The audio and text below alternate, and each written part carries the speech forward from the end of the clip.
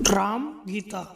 एक राम गीता अद्भुत रामायण के अंतर्गत भी प्राप्त होती है। वहाँ इसका विस्तार अध्याय 11 से अध्याय 14 तक है। सीता हरण के पश्चात ऋषि मुख पर्वत पर विराजमान भगवान श्री राम हनुमान जी के द्वारा जिज्ञासा करने पर अपने तात्विक स्वरूप का उन्हें उपदेश देते हैं। वही राम गीता के नाम से विख्यात है। इसी के साथ ही इसमें सांख्य, योग एवं वेदांत तत्व का प्रतिपादन करने के बाद भक्ति योग का विवेचन किया गया है। अंतिम अध्याय में भगवान ने अपनी विभूतियों का प्रभावी वर्णन किया है। इस राम गीता को भी यहाँ सा अनुवाद प्रस्तुत किया जा रहा है। पहला अध्याय भगवान श्री राम द्वारा हनुमान जी को सांख्य योग का उपदेश। पुरुषोत्तम श्री राम ने अपने भक्त हनुमान से कहा, हे वत्स हनुमान, तुम मेरे भक्त हो, अतः जो तुमने पूछा है उसे मैं बता रहा हूँ। मेरी बात ध्यानपूर्वक सुनो। यह सनातन विज्ञान अपने में गोपनीय और यत्र तत्र कहने योग्य नहीं है। इस विज्ञान को देवता और प्रयत्नशील द्विज साधक भी नहीं जानते। इसी ज्ञान का आश्रय लेकर श्रेष्ठ ब्राह्मण ब्रह्म स्वरूप हो गए हैं। वे पुरातन ब्रह्मज्ञानी संसार को सत्य नहीं देखते। यह ज्ञान गुह्य से भी परम गुह्य है और प्रयत्न पूर्वक गोपनीय है। इस विज्ञान वेत्ता के वंश में जन्म लेने वाले भी भक्तिमान ब्रह्मवादी होते हैं। आत्मा केवल स्वच्छ, शांत, सूक्ष्म और सनातन है। वह आत्मा सबके अंदर स्पष्ट, प्रकाशमान और चिन्मय रूप से स्थित है। वही अंतर्यामी पुरुष है, वही प्राण है और वही परमेश्वर है। वह काल अग्नि है, वही अव्यक्त है और श्रुति शब्द प्रमाण से उसका ज्ञान कराती है। संसार की उत्पत्ति और लय उसी में होता है। वह सर्वसमर्थ मायावी अपनी माया से अनेक रूप शरीर धारण करता है। यह कहीं आता जाता नहीं और न किसी को संचालित करता है। हे वानर श्रेष्ठ, ना तो यह पृथ्वी है, ना जल, न तेज, न वायु अथवा आकाश है। निश्चय ही ना यह प्राण है, न मन और न शब्द, स्पर्श, रूप, रस, गंध है। यह न अहंकार है, न वाणी, हाथ, पैर, पायु, उपस्थ आदि कर्मेंद्रिय रूप है। यह न करता है, न भोगता है, न यह प्रकृति पुरुष ही है। यह न माया है, न प्राण है। यह यथार्थ में शुद्ध चैतन्य मात्र है। जैसे प्रकाश और अंधकार का परस्पर संबंध संभव नहीं होता, उसी प्रकार परमात्मा और सांसारिक प्रपंच का भी परस्पर संबंध संभव नहीं है। जैसे संसार में वृक्ष और उसकी छाया ये दो भिन्न पदार्थ हैं, उसी प्रकार परमात्मा और प्रपंच परस्पर सर्वथा भिन्न है। यदि आत्मा स्वभावतः मलिन, अस्वस्थ और विकारवान हो तो उसकी मुक्ति सैकड़ों जन्मों में भी संभव नहीं होगी। किंतु जीवन मुक्त मुनिजन तो अपनी आत्मा को यथार्थतः विकारहीन, दुख रहित, अव्यय और आनंद स्वरूप देखते हैं। मैं करता हूँ, सुखी दुखी हूँ, दुबला मोटा हूँ, इस प्रकार का जो भाव बनता है उसे अहंकार के संबंध से लोग आत्मा पर आरोपित कर लेते हैं। भेद के तत्वज्ञ उस अनश्वर भोक्ता को सर्वत्र व्याप्त जानकर उस साक्षी आत्मा को प्रकृति से परे कहते हैं। इसलिए सभी देहधारियों के लिए यह संसार अज्ञान मूलक ही है। प्रकृति के संसर्ग से अज्ञान के कारण यह संसार अन्यथा प्रतीत होता है। आत्मा तो नित्य जागृत स्वयं प्रकाश सर्वत्र व्याप्त परम पुरुष है। अहंकार के अज्ञान के कारण यह जीव अपने को कर्ता मान बैठता है। ऋषिगण सत और असत रूप नित्य आत्म तत्व का निश्चय ही अनुभव करते हैं। वे ब्रह्मवादी प्रधान प्रकृति को कारण रूप जानकर उससे संबंध होने के कारण कूटस्थ निरंजन अक्षर ब्रह्म को तत्वतः नहीं जान पाते। अनात्म तत्व में आत्मा की भ्रांति बुद्धि होने से ही दुख और सुख होते हैं। राग द्वेष आदि दोष भी उसी भ्रांति से जुड़े रहते हैं। इसी कारण कर्म में पाप पुण्य का समावेश शास्त्र अनुसार हो जाता है और उसके वशीभूत सभी को देह धारण करना पड़ता है। आत्मा तो नित्य सर्वव्यापी कूटस्थ दोष रहित और एक अद्वितीय है, किंतु माया की शक्ति से उसमें भेद प्रतीत होता है, स्वभावतः नहीं। इसलिए ज्ञानी जन यथार्थ में अद्वैत की ही सत्ता कहते हैं, किंतु माया आत्मा के साथ लगी रहने के कारण वह अव्यक्त आत्मा भी स्वभावतः भेद वाली प्रतीत होती है। जैसे धुएं के संपर्क से आकाश मलिन नहीं हो जाता, स्वभावतः स्वच्छ बना रहता है, उसी प्रकार अंतःकरण में उठने वाले राग द्वेष आदि भावों से आत्मा लिप्त नहीं होता। जैसे स्फटिक मणि अपनी स्वच्छ प्रभा से प्रकाशित रहती है, उसी प्रकार उपाधि रहित निर्मल आत्मा भी स्वयं प्रकाशित रहता है। बुद्धिमान लोग इस संसार को ज्ञान स्वरूप आभास मात्र कहते हैं, किंतु मंद बुद्धि मूर्ख इसे यथार्थ सच्चा समझते हैं।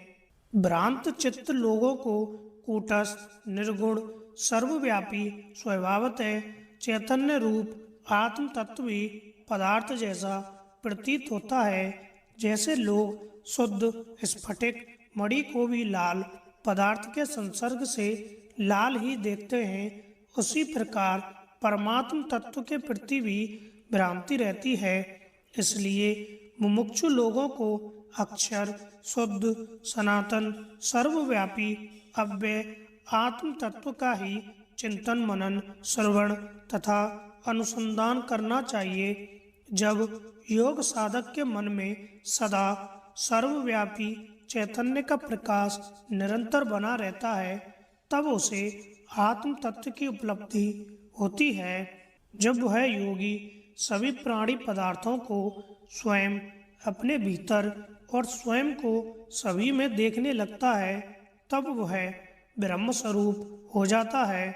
जब वह अन्य प्राणी पदार्थों को अपने भीतर ही देखता, तब अन्य को सत्ता से रहित परमात्मा से एकीभूत हुआ वह योगी केवली भाव को प्राप्त हो जाता है।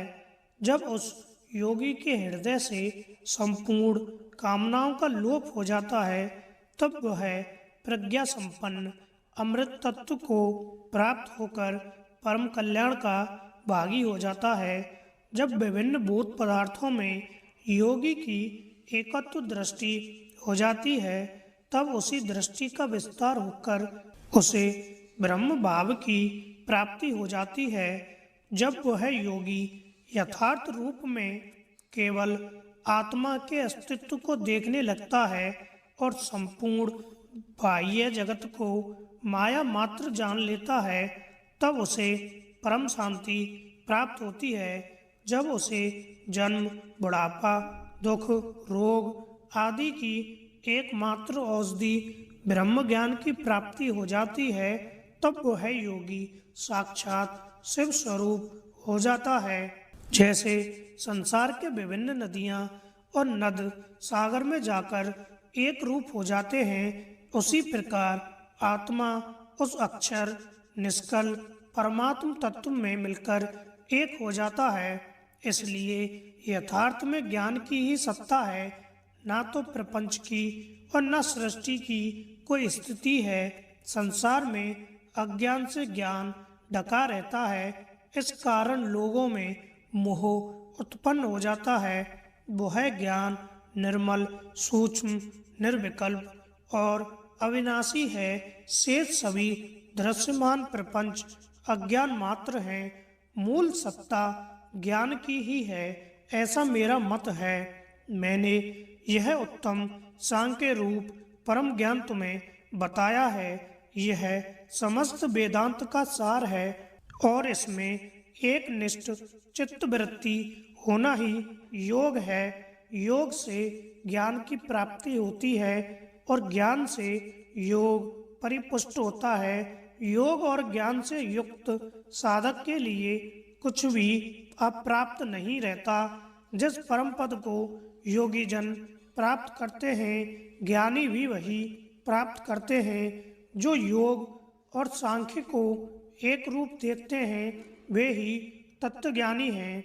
श्री राम जी बोले, हे वत्स, अन्य दिखावटी योगी जन तो धन संपत्ति में आसक्त चित्त वाले होते हैं और वे उसी में नष्ट हो जाते हैं। श्रुति का कथन है कि आत्मा की एकता का बोध ही वास्तव में प्राप्य परम पद है। ज्ञान योग से युक्त साधक देहांत होने पर उस सर्वव्यापी, दिव्य, महान, अचल, परम ऐश्वर्य पद को प्राप्त करते हैं। मैं अव्यक्त आत्मा हूँ, मैं मायापति परमेश्वर हूँ, मैं सर्वव्यापी और सबकी आत्मा हूँ, ऐसा सभी शास्त्रों में कहा गया है। मैं ही संपूर्ण कामनाओं, रसों और गंध आदि विषयों का परम आधार, अजर अमर, अंतर्यामी, सनातन और सर्वत्र हाथ पैरों से स्थित आत्म स्वरूप हूँ। बिना हाथ पैर वाला होकर भी मैं शीघ्रगामी हूँ और सब कुछ ग्रहण करता हूँ, सबके हृदय में रहता हूँ। मैं बिना आँखों के देख सकता हूँ और बिना कान के सुन सकता हूँ। मैं यह सब जानता हूँ, पर मुझे कोई नहीं जानता। तत्वदर्शी मुझे एकमात्र महान पुरुष सत्ता कहते हैं। मेरे निर्गुण निर्मल स्वरूप और उत्तम ऐश्वर्य को देवता भी नहीं जान पाते, क्योंकि वे मेरी माया से मोहित रहते हैं। मेरा जो सर्वव्यापी परम गुह्य अव्यय स्वरूप है, उसमें तत्वदर्शी योगी जन सायुज्य मुक्ति प्राप्त करके प्रविष्ट होते हैं। जिन्हें यह विश्वव्यापी माया नहीं छूती, वे योगी जन परम पवित्र निर्वाण पद को मेरे साथ प्राप्त करते हैं। उनका 100 करोड़ कल्पों में भी पुनर्जन्म नहीं होता। हे वत्स, मेरी प्रसन्नता से तुम्हें यह ज्ञान प्राप्त हुआ है। यही वेदों का भी अनुशासन है। हे हनुमान, सांख्य योग का आश्रयभूत यह विज्ञान जो मैंने कहा है, उसे कभी अपुत्र, अशिष्य और अयोगी कुपात्र को नहीं बताना चाहिए। दूसरा अध्याय, भगवान श्री राम द्वारा उपनिषद सिद्धांत का निरूपण। पुनः प्रवचन करते हुए श्री राम ने कहा, हे द्विज श्रेष्ठ, मुझ अव्यक्त से काल की उत्पत्ति होती है और उससे प्रधान नामक तत्व और परम पुरुष की, उन्हीं से यह सारी सृष्टि उत्पन्न हुई है। इसलिए मैं ही सारा संसार हूँ। मेरे हाथ पैर सब ओर हैं और मेरी आँखें, सिर तथा मुख सर्वत्र व्याप्त हैं। उस परमात्मा के कान सभी ओर हैं। वह सबको व्याप्त करके स्थित है। वही सभी इंद्रियों और गुणों का प्रकाशक है, किंतु सभी इंद्रियों से परे है। वह सभी का आधार, स्थिर, आनंद रूप, व्यक्त और अद्वैत है। उसकी कोई उपमा नहीं है और वह किसी प्रमाण से ज्ञात नहीं हो सकता। वह निर्विकल्प, निरावास, सर्व प्रकाशक, परम अमृत, सर्वथा अभिन्न किंतु भिन्न आधारवान, शाश्वत, ध्रुव और अव्यय है। वह निर्गुण और परम आकाश स्वरूप है। विद्वान उसके ज्ञान के अधिकारी हैं।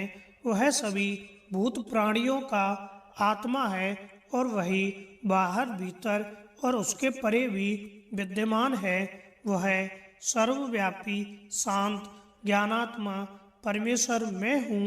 अव्यक्त रूप वाले मेरे द्वारा यह सारा संसार व्याप्त है।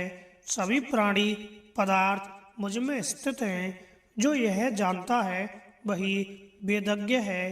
प्रधान प्रकृति और पुरुष जीवात्मा ये दो तत्व कहे गए हैं। दोनों का परम संयोजक अनादिकाल बताया गया है। ये तीनों अनादि और अनंत तत्व अव्यक्त आत्मा में स्थित रहते हैं। तदात्मक होकर भी उससे भिन्न होने वाला स्वरूप मेरा ही जानो। महत तत्व से लेकर विशेष पर्यंत इस संपूर्ण जगत की सृष्टि उसी से होती है। सभी देहधारियों को मोहित करने वाली प्रकृति कही गई है। पुरुष उस प्रकृति में स्थित हुआ प्राकृत गुणों का उपभोग करता है। अहंकार से अलग होने के कारण वह 25वां तत्व कहलाता है। प्रकृति का प्रथम विकार महत तत्व कहा जाता है। विज्ञान से विज्ञान शक्ति और उससे अहंकार की उत्पत्ति होती है। महत आत्मा एक ही है और उसी को अहंकार कहा जाता है। वही जीव और वही अंतरात्मा नाम से तत्वज्ञों द्वारा कहा जाता है। उसी के द्वारा जन्म जन्मांतरों में सुख दुख आदि सभी प्रकार की अनुभूति होती है। वह विज्ञान स्वरूप है। उसका उपकारी सहचर मन और उसके अविवेक से ही पुरुष को इस संसार की प्राप्ति होती है। वह अविवेक दीर्घ काल तक प्रकृति का संग करने के कारण हो जाता है। काल ही सभी प्राणी पदार्थों का सृजन करता है और वही सृष्टि का संहार भी करता है। सभी काल के वशीभूत रहते हैं। काल किसी के बस में नहीं होता। वही सनातन सबके भीतर प्रवेश करके सबका नियंत्रण करता है। वही भगवान प्राण सर्वज्ञ और परम पुरुष कहा जाता है। विज्ञ जनों द्वारा मन को सभी इंद्रियों से परे कहा गया है। मन से परे अहंकार और अहंकार से परे महत्व तत्व, महत्व से परे अव्यक्त और उससे परे पुरुष कहे जाते हैं। पुरुष से परे भगवान प्राण है। उन्हीं का विस्तार यह सारा जगत है। प्राण से परे आकाश है और आकाश से परे मैं अग्नि रूपी परमेश्वर हूँ। वह परमेश्वर मैं सर्वव्यापी शांत और ज्ञान स्वरूप हूँ। मुझसे परे कुछ नहीं है। मुझे जानकर जीव मुक्त हो जाता है। मुझ एक अव्यक्त आकाश रूप महेश्वर को छोड़कर इस संसार में कोई स्थावर जंगम पदार्थ नित्य नहीं है। मायापति में लीला पूर्वक काल के सहयोग से इस संपूर्ण जगत की सदा सृष्टि और इसका संहार करता हूँ। मेरे सानिध्य से यह काल सारे जगत की सृष्टि करता है और वही अनंत आत्मा उसका नियमन करता है। यही वेदों का अनुशासन है। तीसरा अध्याय भगवान श्री राम द्वारा भक्ति योग का वर्णन। हे पवन आत्मज, जिससे यह रूप प्राप्त होता है और जिससे यह क्रियाशील होता है उसे बताता हूँ। ध्यान से सुनो। उत्तम भक्ति के सिवा लोग मुझे तप दान या यज्ञ आदि से नहीं जान सकते। हे वानर श्रेष्ठ, मैं सर्वव्यापी ही सभी प्राणियों के अंतर में स्थित रहता हूँ। मुझ सर्व साक्षी को लोग नहीं जान पाते, जिसके भीतर यह सब कुछ और जो इस सब के भीतर है वह है सर्वत्र व्याप्त सर्वनियंता सबका पोषक मैं ही हूँ। मुझे सभी ऋषि मुनि और देवता भी नहीं जानते तथा ब्राह्मण मनु इंद्र आदि और अन्य तेजस्वी भी नहीं पहचानते। वेद निरंतर मुझ एक परमेश्वर की ही स्तुति करते हैं। ब्राह्मण वैदिक यज्ञों और विविध अग्नि विधानों से मेरा ही यजन करते हैं। सभी लोग ब्रह्मलोक में पिता में ब्रह्मा को नमन करते हैं। योगी जन भूताधिपति महेश्वर का ध्यान करते हैं, किंतु सभी देवताओं के रूप में सभी से पूजित सर्वात्मा मैं ही सभी यज्ञ अनुष्ठानों का भोक्ता और फल प्रदान करने वाला हूँ। वेदज्ञ धार्मिक विद्वान मुझे जानते हैं। जो भक्त मेरी उपासना करते हैं उनके मैं सदा ही सन्निकट रहता हूँ। जो ब्राह्मण क्षत्रिय और धार्मिक वैश्य मेरी उपासना करते हैं उन्हें मैं अपना आनंद स्वरूप परम पद प्रदान करता हूँ। दूसरे भी शूद्र आदि निम्न वर्ण के लघु कार्यों में लगे लोग यदि मेरे भक्त होते हैं तो कालक्रम से मुक्त होकर वे मुझे ही प्राप्त करते हैं। मेरे दोष रहित भक्त कभी नष्ट नहीं होते। मैंने पहले ही यह प्रतिज्ञा कर रखी है कि मेरे भक्त का विनाश नहीं हो सकता। जो मूर्ख मेरे भक्त की निंदा करता है वह मुझ परमेश्वर का निंदक है, और जो आदर पूर्वक उसकी पूजा करता है वह सदा मेरी ही पूजा करता है। जो भक्त मेरी आराधना के भाव से पत्र पुष्प फल या जल मुझे अर्पित करता है वह सदा ही मेरा प्रिय भक्त है। मैंने ही सृष्टि के प्रारंभ में परमेष्टि ब्रह्मा को प्रतिष्ठित कर अपने मुख से निकले समस्त वेद उन्हें दिए थे। मैं ही समस्त योगियों का सनातन गुरु हूँ। धार्मिक लोगों का मैं संरक्षण करता हूँ और वेद विरोधी दुष्टों का संहारक हूँ। मैं ही समस्त योगियों को संसार से मुक्त करता हूँ। इस सृष्टि का कारण होकर भी मैं समस्त सृष्टि से परे हूँ। मैं ही इस सृष्टि का सृष्टा पालक और संहारक हूँ। मैं ही मायापति हूँ और मेरी शक्ति माया अविद्या इस समस्त संसार को भ्रमित करती रहती है। मेरी ही पराशक्ति विद्या कही जाती है। उससे मैं योगियों के चित्त में स्थिर होकर माया अविद्या का नाश करता हूँ। मैं ही समस्त शक्तियों का प्रवर्तक और निवर्तक हूँ। मैं ही सबका अधिष्ठान और अमृत का निदान हूँ। एक सबके भीतर स्थित शक्ति ही अनंत नारायण जगत व्यापी जगन्नाथ होकर विभिन्न लोकों की सृष्टि करती है। तीसरी महान शक्ति समस्त सृष्टि का संहार करती है।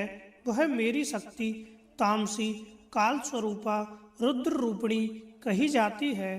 कोई भक्त ध्यान से, कोई ज्ञान से, अन्य भक्ति योग अथवा कर्म योग से मुझे प्राप्त करते हैं। इन सभी प्रकार के भक्तों में मुझे वह सर्वाधिक प्रिय है जो आत्मा अनुसंधान रूपी विज्ञान से नित्य मेरी आराधना करता है। अन्य तीनों प्रकार के भक्त भी जो मेरी आराधना में ही प्रवृत्त रहते हैं वे भी मुझे ही प्राप्त करते हैं। उनका भी पुनर्जन्म नहीं होता। मैं ही इन सब प्राणी पदार्थों में व्याप्त हूँ। जो ऐसा जानता है वह अमृत तत्व को प्राप्त हो जाता है। मैं स्वभावतः इस समस्त प्रपंच को वर्तमान ही देखता हूँ। भगवान महायोगेश्वर स्वयं समय अनुसार इसका नियमन करते हैं। शास्त्रों में विद्वानों ने उन परम योगी मायाधीश भगवान महादेव को योग रूप से वर्णित किया है। वे ही योगेश्वर सबके स्वामी हैं। सभी प्राणियों से महान और परे होने से भगवान ब्रह्मा भी परमेश्वर हैं, क्योंकि वे ब्रह्म स्वरूप हैं। जो मुझे इस प्रकार सृष्टा पालक संहारक महायोगेश्वर ईश्वर रूप से जानता है वह अभिभक्त योग को निश्चय ही प्राप्त कर लेता है। मैं ही सबका प्रेरक ईश्वर परमानंद में प्रतिष्ठित तथा योग स्वरूप से नित्य स्थित हूँ। जो ऐसा जानता है वही वेदों का सार समझता है। यह परम रहस्यमय ज्ञान सभी वेदों में प्रतिष्ठित है। धार्मिक अहित अग्नि शुद्ध चित्त वाले जिज्ञासुओं को ही यह बताना चाहिए। चौथा अध्याय भगवान श्री राम द्वारा हनुमान जी से अपने परमात्म स्वरूप का वर्णन। भगवान श्री राम कहते हैं, मैं सभी लोकों का एकमात्र सृष्टा, पालक, संहारक, सर्वात्मा और सनातन हूँ। सभी वस्तुओं के भीतर रहने वाला अंतर्यामी आत्मा तथा सबका पिता मैं ही हूँ। मुझ में ही सारे प्राणी पदार्थ स्थित रहते हैं और मैं भी उन सब में स्थित रहता हूँ। हे वत्स, तुमने जो मेरा अद्भुत स्वरूप देखा है उसे मेरे समान जानो। उसे मैंने ही माया पूर्वक तुम्हें दिखाया है। सभी प्राणियों के अंत स्थित होकर मैं सारे संसार को कार्य में प्रेरित करता हूँ। यह मेरी क्रिया शक्ति है। संसार में जो भी क्रियाकलाप होता है वह मेरे द्वारा ही संचालित है और मेरे स्वभाव अनुरूप होता है।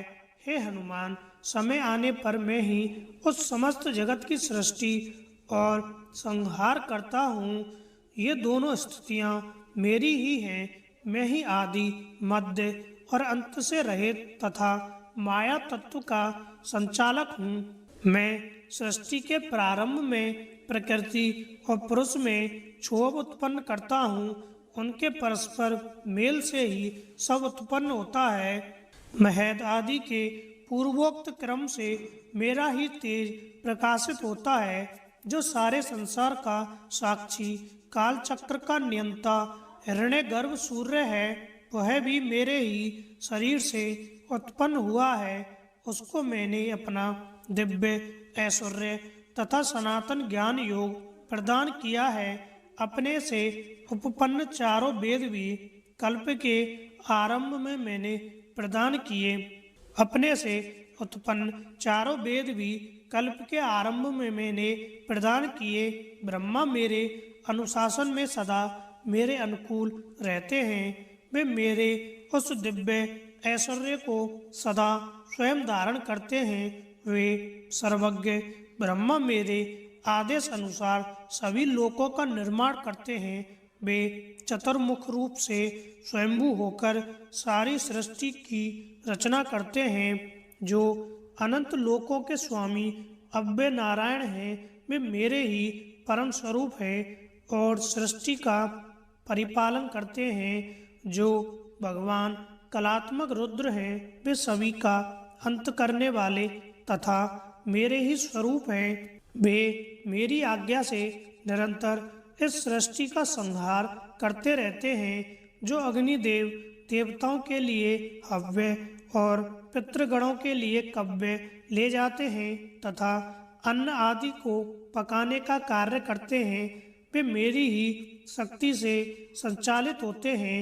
भगवान वैश्वानर अग्नि भी मुझ परमेश्वर के अनुशासन से ही खाए हुए भोजन को रात दिन पचाते हैं। समस्त जलाशयों के आदि कारण देव श्रेष्ठ वरुण मुझ परमेश्वर की आज्ञा से ही सबको जीवन प्रदान करते हैं। जो निरंजन प्राण देव प्राणियों के भीतर और बाहर संचरण करते रहते हैं, वे मेरी ही आज्ञा से जीवों का शरीर धारण करते हैं। जो देवताओं के लिए अमृत के भंडार और मनुष्यों को नवजीवन प्रदान करने वाले सोमराज चंद्र हैं, वे मेरी ही आज्ञा से प्रेरित होते हैं। जो अपने प्रकाश से समस्त संसार को सदा आलोकित करते रहते हैं और वृष्टि प्रदान करते हैं, वे सूर्य देव मुझ स्वयंभू परमेश्वर के ही अधीन हैं। जो समस्त संसार के शासक, सभी देवताओं के स्वामी, यज्ञों का फल प्रदान करने वाले इंद्रदेव हैं, वे भी मेरी आज्ञा के वशवर्ती हैं। जो दुष्टों का निग्रह करते हैं, सदा नियम अनुसार आचरण करते हैं, वे वैवस्वत यमराज भी मुझ परमेश्वर के अज्ञान अनुवर्ती हैं। जो संपूर्ण संपत्तियों के स्वामी, धनाध्यक्ष और धन प्रदान करने वाले कुबेर हैं, वे भी सदा मुझ ईश्वर के अनुशासन में व्यवहार करते हैं। जो सभी राक्षसों के स्वामी, तपस्वियों को फल प्रदान करने वाले निररति देव हैं, वे मेरी ही आज्ञा के अनुसार सदा व्यवहार करते हैं। बेताल और भूतगणों के स्वामी, सभी भक्तों को भोग इष्ट फल प्रदान करने वाले ईशान देव भी मेरी आज्ञा में ही रहते हैं। अंगिरा के शिष्य और रुद्रगणों के प्रमुख, जो योगियों के संरक्षक हैं, वे वामदेव नित्य मेरी आज्ञा का अनुसरण करते हैं। जो संपूर्ण संसार के प्रथम पूज्य और विघ्नराज हैं, वे धर्म अध्यक्ष विनायक भी मेरे वचनों के अधीन हैं। जो वेदज्ञों में श्रेष्ठ देव सेनापति भगवान स्कंद हैं, वे भी सदा मुझ स्वयंभू से ही प्रेरित होते हैं। जो मरीचि आदि महर्षि प्रजापति रूप से विविध लोकों को उत्पन्न करते हैं, वे मुझ परमेश्वर की आज्ञा के अधीन ही ऐसा करते हैं। जो भगवती लक्ष्मी सभी प्राणियों को महान ऐश्वर्य प्रदान करती है, वे नारायण की अर्धांगिनी मेरे अनुग्रह से ही ऐसा करती हैं। जो देवी सरस्वती वाणी का विशद वैभव प्रदान करती हैं, वे भी मुझ परमेश्वर की ही प्रेरणा से ही ऐसा करती हैं। जो स्मरण करने पर समस्त धार्मिक पुरुषों को नरकों से बचाती है, वे देवी सावित्री भी मुझ भगवान की ही आज्ञानुवर्तिनी हैं। परादेवी पार्वती, जो ध्यान करने पर विशिष्ट ब्रह्म विद्या प्रदान करने वाली हैं, वे भी मेरे वचनों की अनुगामिनी हैं। जो अनंत महिमाशाली देव श्रेष्ठ शेष संपूर्ण लोकों को अपने मस्तक पर धारण करते हैं, वे भी मुझ परमात्मा के अधीन हैं। जो संवर्तक अग्निदेव नित्य बड़भाग्नि के रूप से समस्त समुद्रों का जल पीते रहते हैं, वे भी मुझ ईश्वर के अधीन हैं। आदित्यगण, वसुगण, रुद्रगण, मरुदगण और अश्विनी कुमार तथा अन्य सभी देवगण मेरे ही अनुशासन में रहते हैं। गंधर्व, सर्प, यक्ष, सिद्ध, साध्य, चारण, भूत, राक्षस और पिशाच सभी मुझ स्वयंभू के शासन अधीन हैं। कला, काष्ठा, निमेष, मुहूर्त, दिन रात्रि, ऋतुएं, वर्ष, मास और पक्ष सभी मुझ प्रजापति के शासन में स्थित हैं। युग और मनवंतर, पर और परार्ध आदि जो काल के अन्य भेद हैं, वे भी मेरे ही अधीन रहते हैं। चार प्रकार के प्राणी, चर और अचर पदार्थ सभी मुझ स्वयंभू परमेश्वर की ही आज्ञा का अनुसरण करते हैं। सभी लोक और भुवन तथा ब्रह्मांड मुझ परमात्म देव की ही आज्ञा में रहते हैं। अतीत के भी असंख्य ब्रह्मांड अपने समस्त पदार्थ समूह के साथ मेरी आज्ञा से ही संचालित हुए हैं।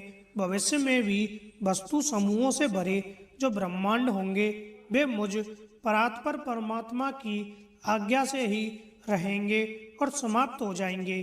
पृथ्वी, जल, अग्नि, वायु, आकाश, मन, बुद्धि और प्राणी पदार्थों की आदि प्रकृति मेरे ही अनुशासन में रहती है।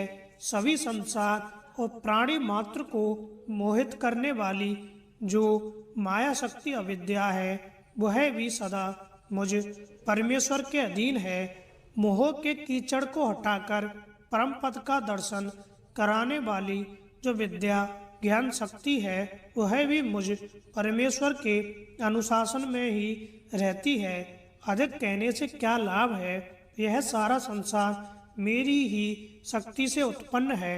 मुझसे ही इस संसार का भरण पोषण होता है और मुझ में ही इसका लय होता है। मैं ही स्वयं प्रकाश सनातन सर्वेश्वर प्रभु हूँ।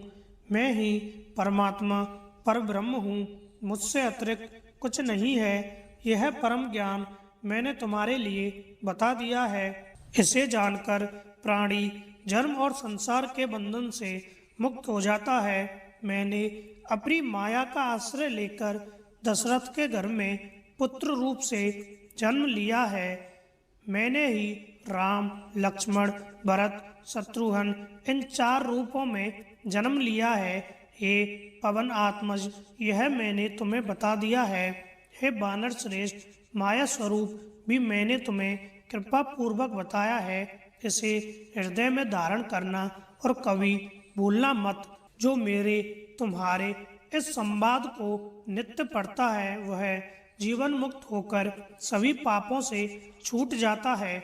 जो इसे ब्रह्मचारी शुद्ध चित्त ब्राह्मणों को सुनाता है या जो इसके अर्थ का चिंतन मनन करता है वह परम गति को प्राप्त करता है।